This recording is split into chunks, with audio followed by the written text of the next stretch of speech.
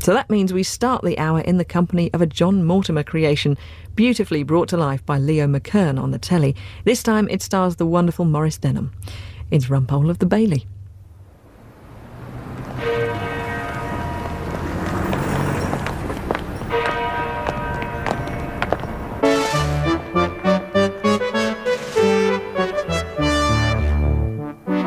Rumpole, the splendours and miseries of an Old Bailey hack. Some cases of Horace Rumpole, barrister at law, as told to and written down by John Mortimer, with Maurice Denham as Rumpole and Margot Boyd as Hilda. Rumpole and the Confession of Guilt.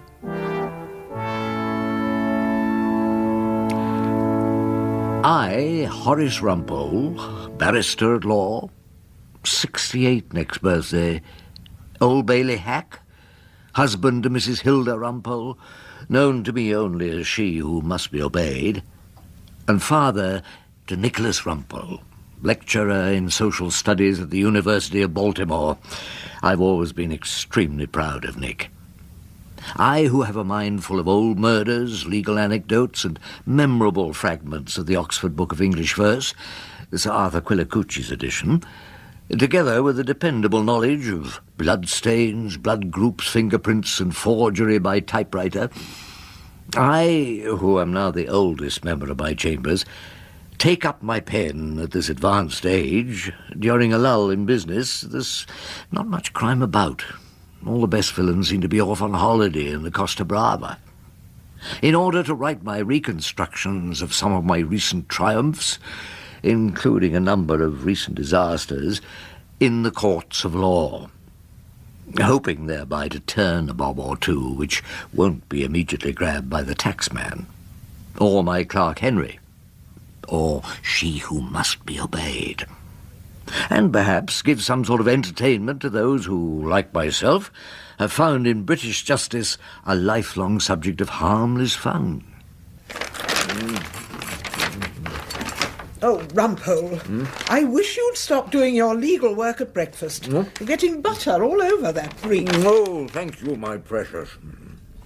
You must picture me a good few years ago now with she who must be obeyed in our matrimonial home at Flat 13, Froxbury Mansions, Gloucester Road. A mansion flat is a misleading description of that cavernous and underheated area which Hilda devotes so much of her energy to keeping shipshape, not to say Bristol fashion. We were having breakfast, and between bites of toast I was reading my brief for the day. The case of a young Jamaican boy improbably named Oswald Gladstone. Sadly, I quoted Wordsworth, as I often do at breakfast. There was a boy, you knew him well, ye cliffs and islands of Winanda. Many a time, that evening when the earliest stars began, would he stand alone. More toast, please, Hilda. Oh, really? Beneath the trees or by the glimmering lake. Rumpole, about your son. My client today is a boy, engaged on rather less innocent pursuits. A brilliant client. I mean, he only takes an antique dagger and stabs a young man at a bascule outside Lord's cricket ground at 4 o'clock in the afternoon. Well, I mean, if you have to do that sort of thing, at least do it during the hours of darkness, and if possible, not at Lord's. Rumpole, I am trying to have a serious conversation. Well, I think the fellow who got stabbed took it seriously. He was a total stranger, of course. Just someone my juvenile client felt like stabbing. Absolutely brilliant. When are you going to say goodbye to your son, Nick, before he goes away to the other side of the world? Look, I'm meeting Nick at 12 in the Army and Navy stores. I'll buy him a topcoat for America. And then we'll have a good lunch. Steak and kidney pudding, I imagine, something of that nature. And then I've got to get back for a 4:30 conference. So you give him tea and then he's off to the airport. 12 o'clock? How can you meet Nick at 12 o'clock? You'll be in the Old Bailey. No, my case will be over in half an hour, just a shorty. The old darling will have to plead guilty. He signed a full confession of guilt. To Detective Inspector Arthur, most reliable officer, grows prize chrysanthemums. I don't know why you have to go down to the Old Bailey at all on Nick's last day. Well, they say crime doesn't pay, but it's a living, you know. I mean, that nice breakfast egg of yours. Probably a tiny part of the proceeds of an unlawful carnal knowledge. You're an Old Bailey hack, that's what you are. I heard you're head of chambers, Guthrie Featherstone. QCMP. Say that at the garden party. Dear old Rumpole, he said, is a bit of an Old Bailey hack. The Old Bailey. I walked down past Ludgate Circus from my chambers, and there it was, touched by a hint of autumn sunshine. A stately law court, an Edwardian palais de justice, with an extensive modern extension to deal with the increase in human fallibility. Terrible things go on in the Old Bailey, horrifying things. Why is it I never go in at the revolving door without a thrill of pleasure? Why does it seem a much jollier place than my flat in Gloucester Road under the strict rule of she who must be obeyed? Morning, Rumpole. Good morning. Are you against me in the attempted murder? I had changed into the fancy dress. Gown a little tattered. Old wig bought second-hand from the ex-Attorney General of Fiji, pre-war. And outside the court I found my prosecutor. I planned to beguile him into accepting a plea to actual bodily harm, so allowing young Gladstone to cop a suspended sentence. And Rumpole to buy his son a decent blowout at Simpson's. You for the black teenager, Rumpole? Yes. A nervous barrister called Magnus Pycam. Pockets stuffed with various coloured pencils for taking notes. Always looks to see if his zip's done up when he gets up in court. Matter of fact, he gave me no trouble at all. I suppose you wouldn't be prepared to plead to actual bodily harm, would you, Rumpole? The minor offence. Oh, ABH, the minor offence. I did my best to sound doubtful, thinking, of course, that Gladstone would jump at the chance. I'll go and see if I can get my client to accept your excellent and time-saving suggestion. Is Mr. Gladstone at home? I don't think he's gone out to lunch with the Lord Mayor. Counsel, to see the piccaninny. You know what life at the Old Bailey blunts, Mr. Winter. It blunts the sensitivity. Indeed. Mr. Winter, instructing solicitor, small, Welsh and passionate, dedicated to the belief that all Jamaican immigrants must be telling the truth and all policemen are creative liars. This is Mr. Rumpole, Oswald. He'll be defending you. Up in number 1 court, aren't we? Oh, yes, Mr. Gladstone. At the age of 16, you got star billing. I told the cops Ginger did it. I saw him with the cutter. He threw it away after. Oh, Ginger's one of the white boys, Mr. Rumpole. He got away. But just a moment, Mr. Gladstone, old darling. Let me just remind you of what you did say to the police in your signed and written statement. Mr. Winter, got a copy of the confession there, have you? Yes, sir. A confession of guilt that made our case impossible, even for Rumpole. Now, my name is Oswald Montgomery Gladstone, but in our gang they call me Blades. Is that what they call you? Blades, that's right. That's me name. What's the other fellas like? I know you found the dagger, so I better come clean, Governor. Anyway, if you nabs Ginger, he'll grass on me. We was mad at the MCC supporters what annoyed us, so when I left the ground I had my knife ready, but when the MCC blokes all scarpered, 'cause I had the weapon, I felt a bit of a fool not using it. And there was this bloke standing, so I just let him have it in the Auntie Nellie. I'm very sorry for all the trouble I caused. Signed, O. Gladstone, witness Detective Inspector Arthur and Detective Sergeant Shaw. I told him Ginger done all that. Did you read it when you were in the police station? Of course I did. Well, why did you sign it if it wasn't true? I got bored. They were going on so long. Have you ever been questioning the Nick? Not as far as I remember. Well, it gets boring. You do anything just to get it over with. To get back to reading a comic in the cell? Yeah, reading. That's it. I was doing reading. If I signed that, they promised me a smoke. Didn't it strike you as a rather expensive smoke? Look, Mr. Gladstone, we've drawn a nervous prosecutor called Magnus Pycam. I've scared him into taking a plea to actual bodily harm. Now, you'll have to plead guilty to that. It's just the minor offence. You mean I don't have a chance? As much chance as I have of spending the evening of my days in the south of France. No chance, no. You got another case you want to do? You want to go and work for some of them rich villains? What's the matter with my case? Is it too much like hard work, eh? Oswald, you... All right, I'll plead guilty then. If that's what you want, I'll plead bloody guilty. My mum, she wants me put away. All right? I'll plead guilty to something I didn't do. Are you telling me you didn't stab anyone? Look, Dad, I didn't have the knife. Are you telling me that? You don't believe me? Look, what I believe isn't of the slightest importance. Is that what you're telling me? Yeah, that's what I'm telling you, right? Right, then we've got to fight. Mr. Rumpole, do you want to ask Inspector Arthur any questions? I remembered what I knew of Mr. Justice Everglades, known to his few friends as Florrie. His grandfather was Lord Chancellor, he was educated at Winchester New College, and he always cracked the Times crossword in the opening of an egg. I wondered what he would make of Oswald Gladstone. Mr. Rumpole. Oh, just a few, my lord. Mr. Arthur, you would agree the only real evidence against my client is this statement he is alleged to have signed at the police station? Isn't that evidence real enough for you, Mr. Rumpole? We shall see, shan't we, my lord? Have you the alleged statement there, Detective Inspector? Yes, I have. Did you read that document through to Mr. Gladstone, my client, before he signed it? As I remember, he read it himself.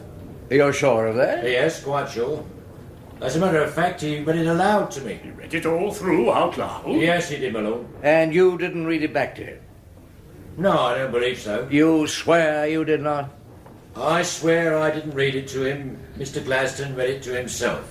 And this is a statement alleged to have been made by a teenager in the year 1974. It was made by your client. Every word here. Every word.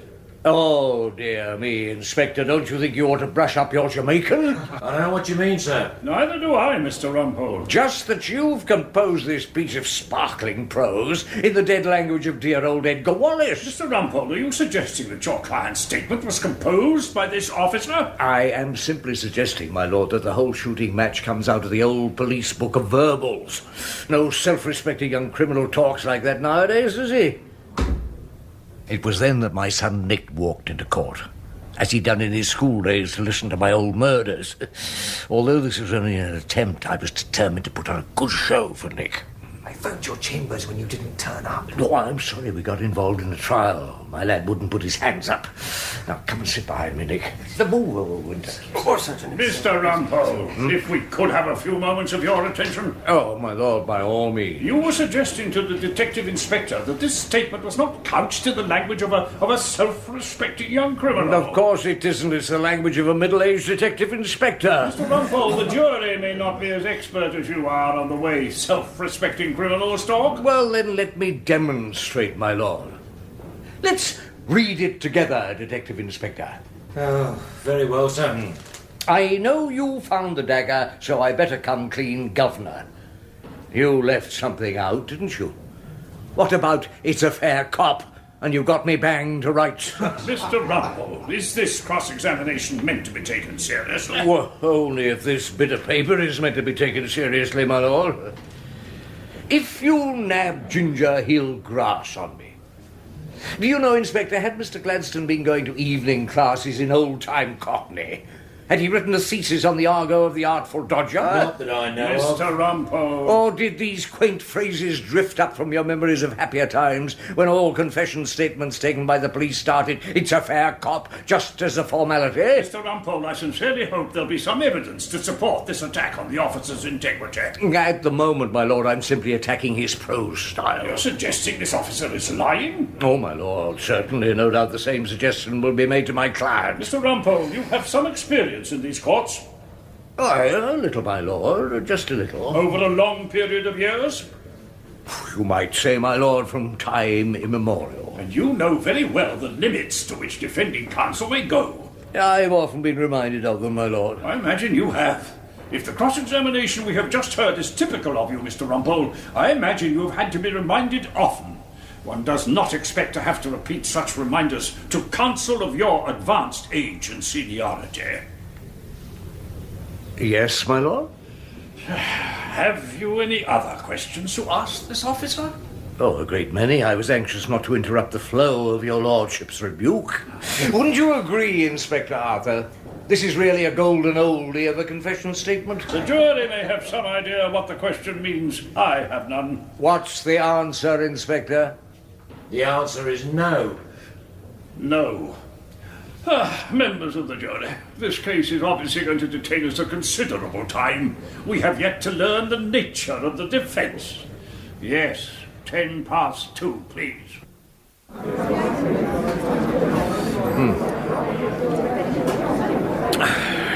Nick, dear old boy, I'm sorry it's all such a rush. I'd meant to buy you steak and kidney pulled in Simpson's, not a cheese sandwich in the pub opposite the Bailey. No, that's all right, Dad. My lunatic client refused to plead guilty, upset all our plans. Oh, this isn't any good even as a cheese sandwich. What time's the playing, Nick? Oh, 8 o'clock. It's one of those charter things. And you're having tea with your mother? She wants me to. Well, then don't try and cut it, eh? Watch out for she who must be obeyed. I want to see her anyway. You, got plenty of money, haven't you? Care for a few quid? I've got enough. I worked all last August. No, yes, of course. It's dirty sort of work, wouldn't it? I take my hat off to you. I could never dig up the underground. I don't think I could do your job either. Oh, come on, Nick. The Old Bailey's not so bad. You can have quite a lot of good, clean fun down the Bailey. Is that what you were having this morning? Oh, I forgot. Do you smoke small cigars? No. No, of course not. Filthy habit. But were you having fun? Well, yes, perhaps I was. In my own quiet way. That judge? Oh, that judge was defending bad cases of non-renewed dog licenses when I was doing the Penge bungalow murders. Alone and without a leader. Yes. But I don't know how you could go on when he said... Well, I told you how. You smile, the sweet smile of Chinese inscrutability, and say, if your lordship pleases. You take the rough with the smooth. I suppose he thought you were wasting time. Time? How long should it take to rob a boy's life for 5 years? I'm sorry, Nick. I hoped it might be a shorty. And pretending? Pretending what, Well, Nick? pretending your mug is innocent. I mean, judges must get sick and tired of all these phony defences, looking at the policeman's notebook and all that sort of nonsense, when surely everyone knows. What? What do they know? Well, he actually admitted... Or so they say. No one knows anything until it's proved, and even then you may have a nagging doubt.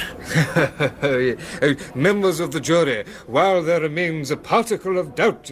I remember you practising that speech in front of the bathroom mirror where I put my rubber duck's head under the water so he wouldn't be embarrassed. Oh, Nick. Well, that's your stock in trade, isn't it? Doubt. Well, it's better than being a cleric dealing in improbable beliefs.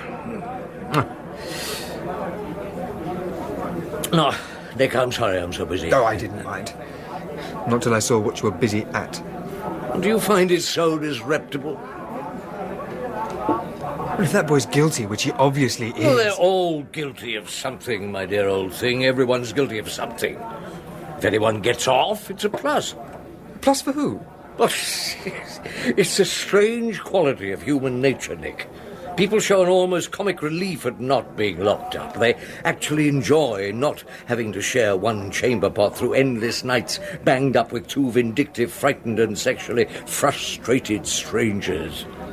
You find that so very odd? What about society? I mean, all that getting people off, is it much good to society at large? Well, society can open a door at night and go to the lavatory. Well, shouldn't you see it's protected occasionally? Just at the moment, I've got my hands full protecting young Ozzy Gladstone. By telling lies? By telling his story for him as well as I can. What do you think I am, Nick? I'm nothing but a ventriloquist doll perched on Mr. Gladstone's knee. You think that's a very dignified position? Oh, Nick, look, you can't be born or die in a dignified position. How the hell can you live in one, my old darling? You know about that boy. His mother had him put into care when he was 4. Sent him away from home, I mean. But today, when I saw you standing there saying things you really didn't Look, mean... that's not what I I suddenly was knew doing. why. Well, you've never said much you've meant to me, have you? Nick. Well, I think that's what Mother finds difficult. She's not very happy, actually. She finds difficult. And what does the leader of the opposition find difficult exactly? Knowing who you are, exactly. She says you're always arguing, but she doesn't know if it's an argument or just a game. Like the game you were playing this morning. She says you seem to hate her sometimes, really hate her, but she can't tell if you mean it. In a way, she says she'd rather you did than pretended to. But I say wonderful things to her. Very often, wonderful complimentary things. Of course, she doesn't believe those either. She's not very happy. She's not. What do you think I feel, Nick? What do you think? Mr. Rumpole! Oh, it's you. You know Nick, Mr. Winter, Nick. Now, my boy Nick. Yes, hello, we met in course. Mr. Rumpole, I got a message through the prison officer. Gladstone wants to see us at once. But Nick's off to America this evening. I'm sorry, it sounded urgent. Oh, my master's voice. Well, have a good trip then, Nick. I mean, it's not forever, is it? You'll be back soon, I'm sure, on holidays. I expect so. Sorry about the lunch being so scrappy. Oh, that's all right. But damn it, we haven't had a talk yet, even. No. No, we haven't. Now, Mr. Gladstone. That judge man, he don't like you. Huh?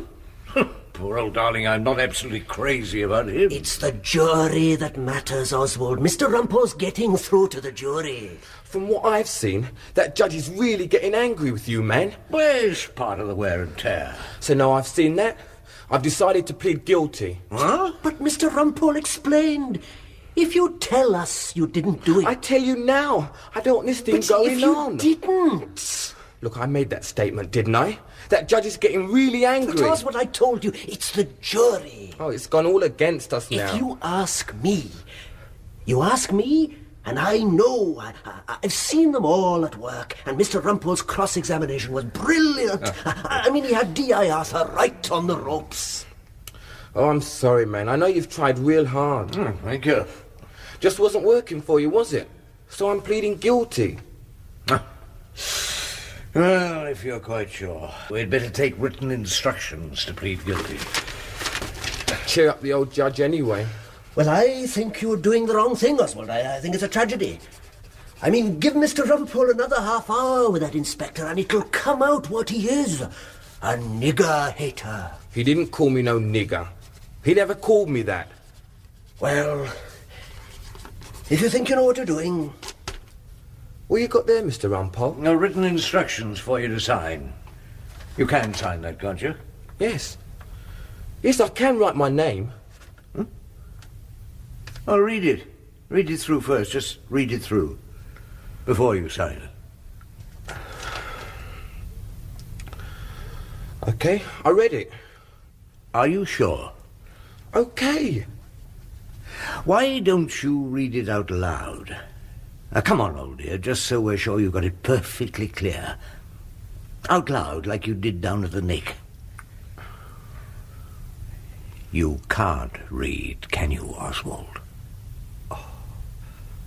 Why didn't you tell us? So what do you want me to do? I think I want you to fight. Be upstanding in court. Yes, Mr. Rumpole. Detective Inspector Arthur, you remember saying before we adjourned for luncheon you didn't read out his alleged statement to my client? Yes, sir. But the reverse was the case, and he read his statement out to you. That's perfectly true. Would it interest you to know, Inspector, that Oswald Gladstone can neither read nor write? What, Mr. Oh, he can scrawl his signature, just. But the whole realm of poetry is a closed book to him. Wordsworth is silent. Dickens and Thackeray might not have existed. He can't even look up and tell what street he's in, or follow the simplest directions for assembling a model aeroplane. Well, he either can read or he can't. Which is it? He can't. Can he, Inspector? Perhaps not, but, I must have read it to him. Do you accept, Inspector, that this young man could not read? If counsel says so, I must accept that, my lord. So it follows from that you never put his reading to the test? It must do. And your evidence this morning was quite misleading? Yes, but... No buts, Inspector. It was either true or false. Which? It was incorrect. I looked round in triumph, but Nick had gone. Oh, he had a plane to catch, a new life to go to. And I was just up to my old tricks, springing a boy from the cells under the Old Bailey. Verdict, not guilty. Poor Detective Inspector. He probably went home and kicked the chrysanthemums. So you saw Nick there? Of course, Oswald Gladstone might well have been guilty. No doubt Inspector Arthur thought so. He just couldn't resist over-egging the pudding. So you saw your son? Yes, I saw him. Well, we had a scrap lunch, but very pleasant indeed. He said you had a sandwich in the pub. Well, another drop of Chateau Fleet Street, Hilda. No, thank you. You know how it is in the Bailey. It's difficult to make plans. Nick said he talked to you about your work. Mm-hmm. Seemed to think it was a little off-colour somehow. Did he? Did he give you that impression? I must say I wasn't having that from Nick. Your father, I told him, is a member of an honourable profession. Besides which, think of all he's done for you. Wagoners, Oxford, and a lot of help going to America. All paid for from the proceeds of crime. I certainly did not say that. I said, Nicholas, you should respect your father. That's what I said. Thank you. Well, so you should. Nick thinks we ask all the wrong questions, just so we can get the wrong answers. That's what he thinks. He really upset me talking like that. He's perfectly right, of course. Oh, Rumpole. I mean, why? That's what we ought to be asking about Mr. Oswald Gladstone. Oh, why did that happen outside Lord's cricket ground for no reason whatsoever? I mean, God knows I believe in freedom, but surely Jean-Jacques Rousseau. I'd like to ask him a few pertinent questions. I have absolutely no idea what you're talking about. So far as I'm concerned, you belong to an honourable profession, and you do it very well. I heard that at the garden party. Rumpole, Guthrie Featherstone QC said, is as stubborn as a mule in cross-examination. Perhaps I will have a drop. Only a drop. You know what else Nick said? As far as I can understand, Nick talked a lot of nonsense. He said you didn't know exactly who I am. Well, you do know that, don't you? Well, of course I do. You're Rumpole, aren't you? Yes, Horace Rumpole. What was Nick talking about? Everyone knows me down the Bailey, an amiable eccentric who drops ash down his waistcoat and tells the time of the gold hunter, calls them all old sweetheart. Also, I recite Wordsworth. Oh, that's who I am. Isn't it?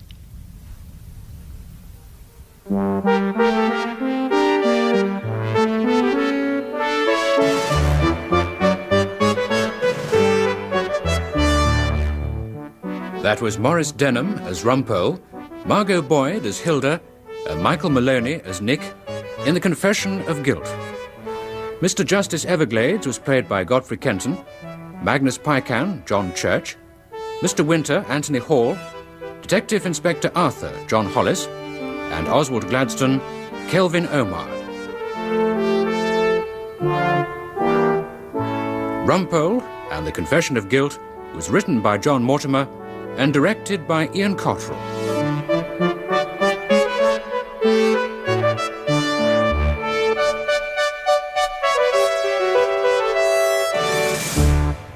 And tomorrow, Rumpole is back again and delighted to be receiving messages from beyond the grave. Will he be able to go back to one of his favourite cases and cross-examine one of those involved all over again? Rumpole and the Dear Departed is tomorrow at 10 a.m, 9 p.m, and again in the overnight session at 2 a.m.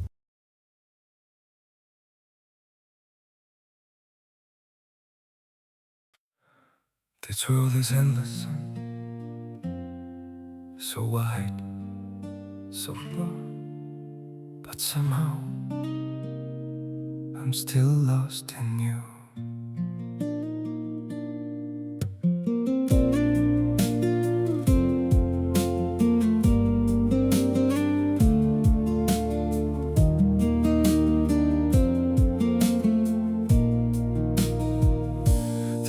streets are full of moving shadows, countless places I could go. City shining, people passing, yet I still feel so alone. Every road keeps leading nowhere, every sky feels cold and blue. In this world so vast and open, I'm still lost in missing you. The world is wide, so wide before me, but I keep losing my way. Somewhere in the endless distance, your memory makes me stay. The world moves on without us, but my heart remains untrue. For no matter where these feet may wander, I'm still lost in missing you. I have tried to outrun silence, tried to leave your ghost behind, but your name still echoes softly through the corners of my mind. The world is wide, so wide before me, but I keep losing my way. Somewhere in the endless distance, your memory makes me stay. The world moves on without us, but my heart remains untrue. For no matter where these feet may wander, I'm still lost in missing you. Maybe someday I'll stop searching for your face in every crowd, but until that day, this broken heart will keep calling your name out. The world is wide, so wide before me, but I keep losing my way.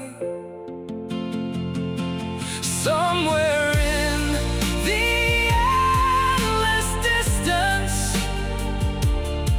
your memory makes me stay. The world moves on without us, but my heart remains untrue. For no matter where these feet may wander, I'm still lost in missing you.